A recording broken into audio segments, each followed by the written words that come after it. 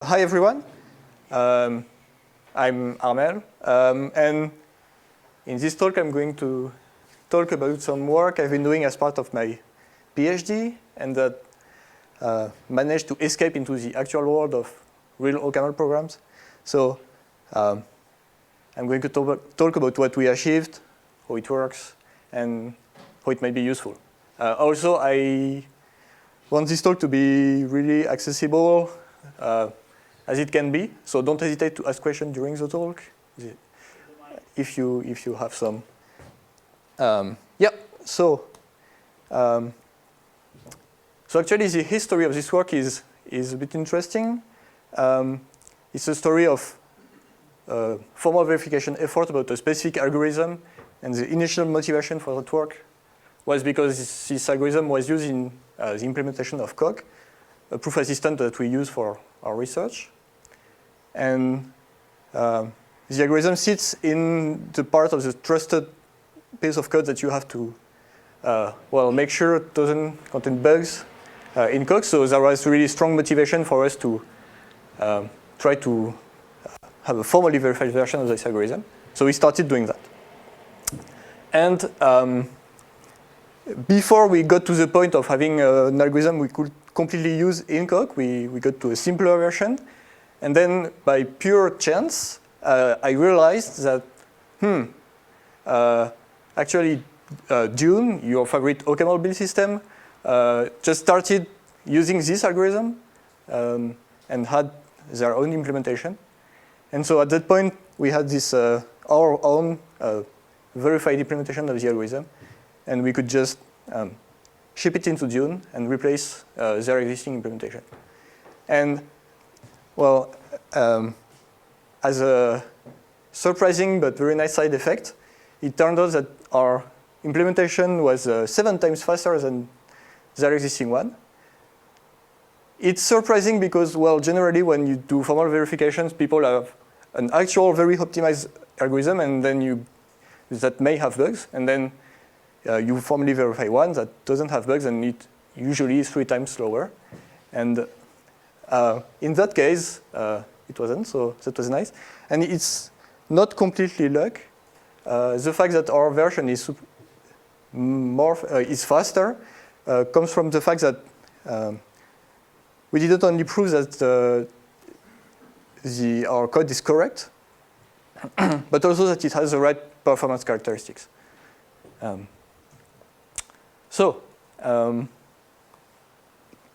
To give a bit more context about how all of this works out, more generally, what I do in my research is rigorous proofs of programs. So using Coq and CFML. So Coq is a proof assistant. It's a piece of software in which you can write some theorems, and then you can write proofs. And the computer will check very thoroughly the proofs, and also provide some automation usually. And you can use it to prove some mathematical theorems, and you can also try to use it to prove some properties about programs. Usually, it's not crashing when I run it, stuff like that. And CFML is a tool and a Coq library that we use to do proofs of programs. And in that setting, you start by writing some OCaml program that you want to verify. You want to prove that it doesn't have some kind of bugs. And then you can use a CFML generator that generates for you some Coq file. And then you write another Coq file by hand this time, in which you can write some theorems about the program and try to do the proof. And everything is done in Coq afterwards. So we applied this methodology to incremental cycle detection. So what's incremental cycle detection? The general problem is that you have some graph with nodes and arrows, which gets constructed dynamically. And at each step, you want to check that it does not contain cycles. So for example, you'd start with an acyclic graph and ask the algorithm, can I add this new edge to the graph? So for example, for Dune, that would be dependencies between build actions that get discovered dynamically. And the algorithm in that case says, yes, you can add it. There is no cycle in the new graph. Then can I add this new edge? And the algorithm says, yes, you can add it. Can I add this edge? And in this case, the algorithm says no, because there is a path that goes from the potential destination of the new edge to the source. So if we were to add this edge, then we would get a cycle in the graph. So that's the problem. And both Koch and June implement a state-of-the-art algorithm, which is relatively recent, by Bender, Feynman, Gilbert, and Tarjan. The algorithm itself is quite clever, and well, the main reason for that is that it has a nice time complexity, which means that even if you run it on very large graphs, it will still be relatively fast. And well, speed is important, specifically in particular for Koch. The algorithm is used in a quite time-critical fashion. And well, so this was a good target for trying our program verification techniques. And in the end, we proved, well, that the algorithm is correct, so it always returns the right result, but also that it has the right time complexity. So it computes the right answer at the right time. Okay? So if you remember the diagram with the OCaml and Koch files, you have to start by writing the OCaml files. So you go look into the paper, and surely it contains some algorithm, which is a bunch of text. So this is the cycle detection algorithm. So the first task is to turn this into some actual OCaml code. By the way, if you just follow this, it will not work. It will not give you an algorithm with the right complexity, so we had to fix things a bit.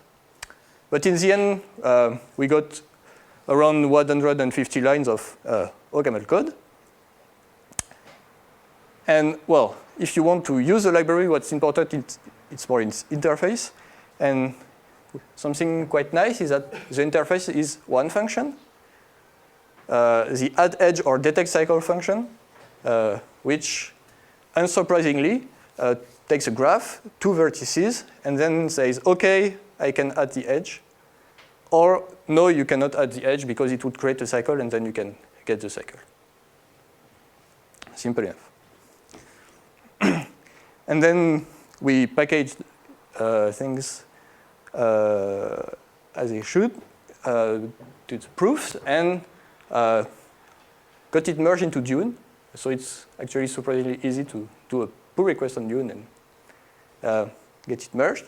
And yeah, as I mentioned, they had the unverified implementation of the same algorithm, and ours was 7 times faster for mainly 2 reasons. One is that just because we are doing careful verification of both correctness and complexity, we could just avoid some minor complexity bugs that would just add up and slow the thing.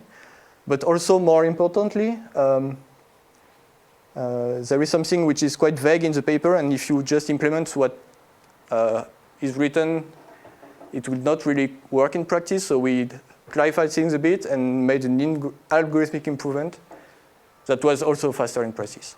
And it seems to be required for the algorithm to be truly online. So yeah. So what I'm going to do now is try to give you some ideas of how the algorithm works. So this is the audience participation moment. So if I give you this graph and you're the algorithm, and I ask, OK, can I add this edge? How do you check that it's possible or not to add the edge? Right, so good answer. You start. The answer was traverse the graph from one end and try to find the other end. So you'd start from, for example, this node, follow the arrows, and try to find a path to this node. And yes, so this is the naive algorithm. You do a full graph traversal at each step, at each edge insertion. It works, but it's not really fast. You have to traverse the graph every time. So the idea now is that you want to somehow save some information and do not have to recompute everything at each time. And so the key idea to share some work between successive edge insertions is to distribute the node of the graph among several levels. Initially, nodes are created at level 1, and then they can be promoted to higher levels. They cannot go back to smaller levels. And an edge between two nodes can only be between nodes of the same level or node to a higher level, but they cannot go down. So it's not really clear how that helps, but thankfully I have a demo, which is an interactive version of the algorithm. So, hello. Yes. Okay. So this is some interface implemented using JS of OCaml that also contains my algorithm. So let's add some nodes. Now, let me add some edges. Okay. Okay. Right. Good question. Can you repeat the question? Yes. So what's the level of nodes? The level of node is the height they are. So all nodes are at level 1, and level 2 will be here and here. So for example, let me just complete here. So node 4 got raised to level 2. So what happened here? The algorithm, so to find the algorithm is basically looking for a path from 3 to 4 or 4 to 3. And so what it does is it tries to search from both ends a bit. So first it tries to go back from 3 to 2, and then it gives up. It gives up. So nodes colored in red are nodes that are explored backwards, and nodes colored in blue are explored forward. So in that case, it tries to go back, and then it's, okay, I've done enough work. I will try to search from 4. And here it terminates immediately. And it puts 4 on a new level. Okay. We can add a new edge from 4 to 5. And what you notice here is two things. When you search backwards, it only searches at the current level. And also, because arrows cannot go down, 5 had to be raised to the level 2. Okay, so this is just to preserve the invariant. I can do the same thing here.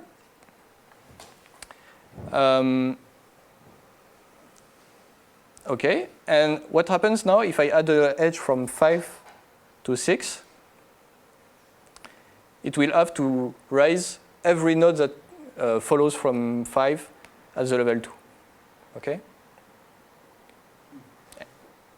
And I think there is a bug here, 9 should be blue. Okay. Another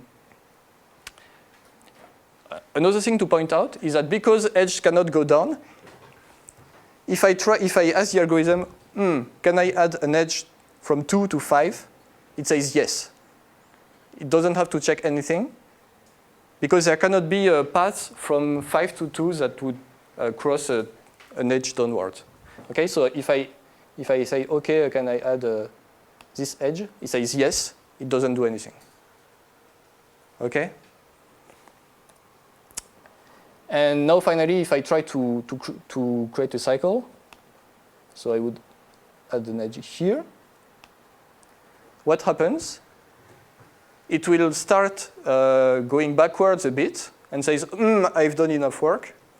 And then it will go forward, add a lot of new nodes to the level. And then the forward traversal will go back and say a node that already has been traversed, and then you know there is a cycle. So you cannot add the edge in red. Okay? So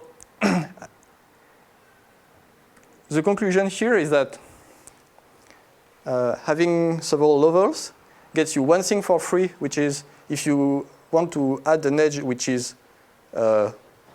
upwards, it's free. You don't have to do anything. But when you add an edge that need to raise nodes, then you have to do a lot of work because you need to raise nodes, a lot of nodes to a new level. Okay, so there is a trade-off. If you create a lot of levels, then you will have to raise nodes every now and then, which may be very costly. But if you have 0 levels, then you get to the base case and you have to traverse everything.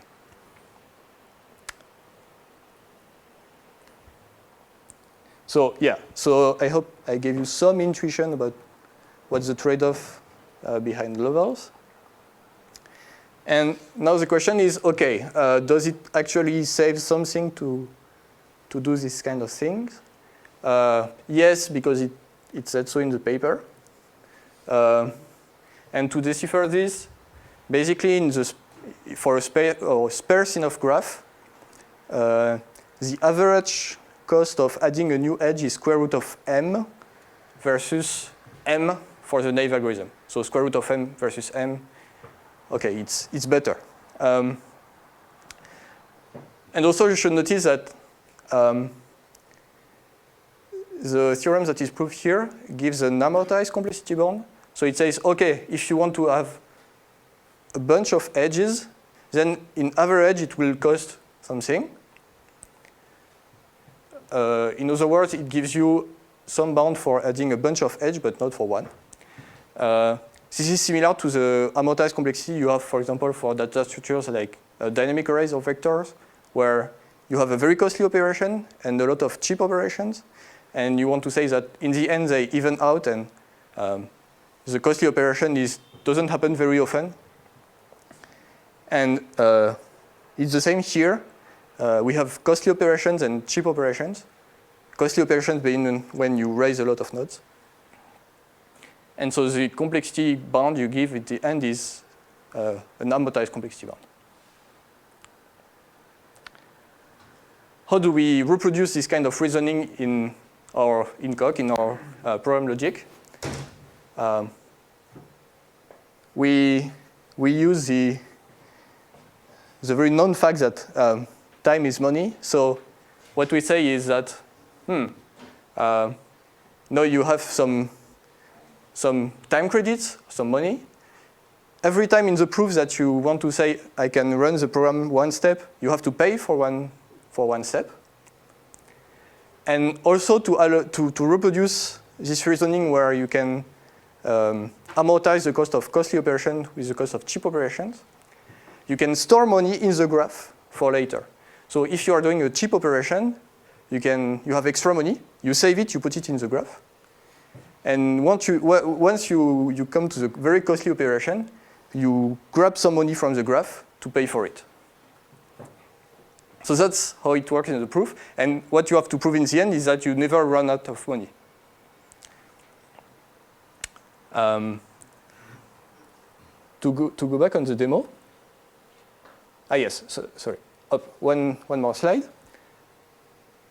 To connect this idea to the levels I showed before, we say that the graph store credits depending on the level of nodes. So nodes that are at a low level store a lot of money, and nodes that are high level store 0 money.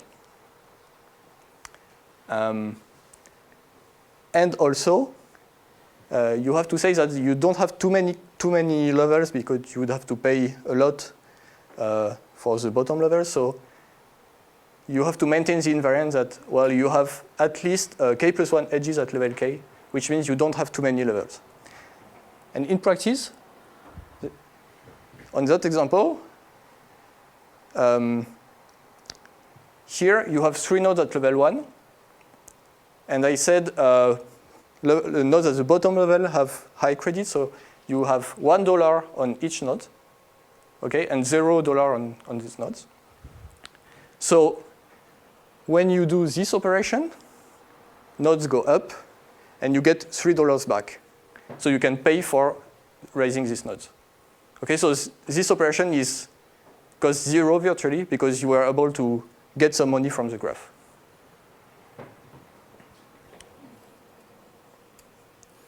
So that's the idea of the proof.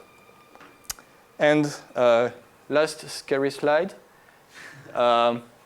In the end, you have to prove a theorem that say, okay, the theorems that were in the paper, I proved them on my actual OCaml code, and this is the theorem that we prove basically, and we call it a program specification. And you can ignore that part, but it says, okay, if I want to call my function, I have to have a graph, and then some amount of money. And in the end, I will get either a graph, if it returns edge added with a new edge, or I will not get any graph. I will just know that in the previous graph, there was a path. And you can get the cycle by calling f. And if you unfold the graph predicate, which bundles of all you know about the current graph, you can see in red that it contains some money. So that's how we put money on the nodes of the graph. We bundle them in the graph predicate. So that's the part that handles the amortization, and this is just the cost of calling the function. And we prove the corresponding asymptotic bound. So that's our finance theorem. But you can also trust me and just install the library on OPAM.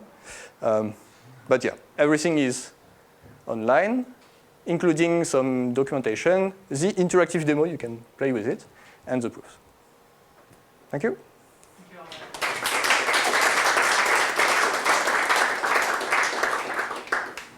So if you were to do that in Y3, for instance, would that be doable, the same proof? So for functional correctness, probably. I'm not an expert in Y3. For the time credit spot and the asymptotic complexity, at the moment, I think it will be a new topic of research of understanding how to embed the reasoning we do in Coq in Y3. So basically, this was a case study which also was used to develop our tooling around time credits and reasoning using time credits. And at the moment, it's very much tied to interactive proofs as you do in CFML and Coq. So I suppose you would be able to compute the exact cost, but not the asymptotic version. Yeah. So as you see, you have to do a bit of mathematical analysis to get to something which you can bound to by this. So yeah, it's not completely obvious. There is a tiny bit of real analysis. So yeah. Do you have other applications in mind where this could be really useful and have like large impact? At the moment, not really, but I haven't really investigated it. We really want to finish this and get to the version that we can ship in Coq, because it's part of the tools that we use ourselves. So it's important for us. But yeah, I don't know. It's a good question. But yeah, it's available, so anyone should be able to use it if it's useful. So you mentioned you proved one solution to this problem. What do we know about the asymptotic complexity of this problem in general? And maybe if for some classes of graph, it seems that it is much easier to detect cycles incrementally. Do you know anything about these classes of graph? So if I understand well, the first part of your question is this bound optimal, or could we? Yeah. What do we know about incremental detection in general? That's a good question. I don't know, basically. I should mention, by the way, that this algorithm is optimized for sparse graph, so graphs where you don't have too many edges compared to the number of nodes. There are other algorithms which give you better bounds if you have very dense graphs. So there is already like a zoo of different algorithms for that, but yeah, I don't know precisely. Let's send the speaker again.